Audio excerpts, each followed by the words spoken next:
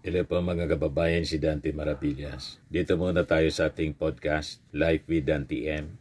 Gusto ko muna mga kababayan na mag-share sa inyo ng mga Bible readings, lalo pat sunod-sunod yung mga calamities tulad ng Bagyo Lindol ang tumatama sa ating bansa. Importante sa ganitong mga panahon, mga kababayan, ay yung magbalik loob tayo sa ating Panginoon. Sabi ng mga matatanda, ito anya ay mga paalala sa atin. Paalala sa atin ng ating Panginoong Diyos. Marami sa atin kasi sobrang busy sa buhay, limot na ang tumawag man lang po sa Kanya.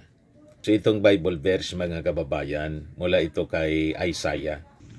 Isaiah 40 verse 31. Sabi diyan, "But those who hope in the Lord will renew their strength.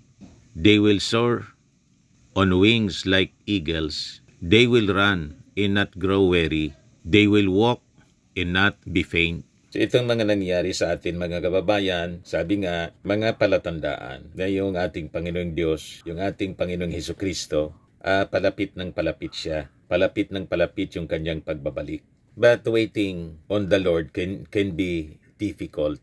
But it renews our strength. Just like an eagle soaring above the storm. Nakita ninyo ang style ng agila. Pag may bagyo, nandun siya sa mismong taas ng hangin, above the storm. So just like an eagle soaring above the storm, those who trust in God are lifted beyond their struggles. His strength sustains us in seasons of waiting and hardship.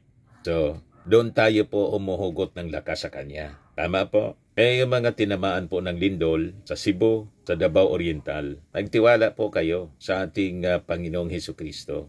Magtiwala tayo sa ating Panginoong Ama sa langit. Malalampasan natin ang lahat ng ito. Basta't tayo po ay laging tumatawag sa Kanya. So, samahan niyo po ako mga kababayan sa ating panalangin. Yumuko po tayo at ipikit ang ating mga mata. Lord, as I wait on you, renew my strength and help me soar above life's challenges. Amen. Maraming salamat po sa inyo mga kababayan. Patuloy nating ipanalangin yung mga nasalanta ng lindol. Lagi nating tatandaan mga kababayan sa buhay, you become what you believe. Maraming salamat po. God bless.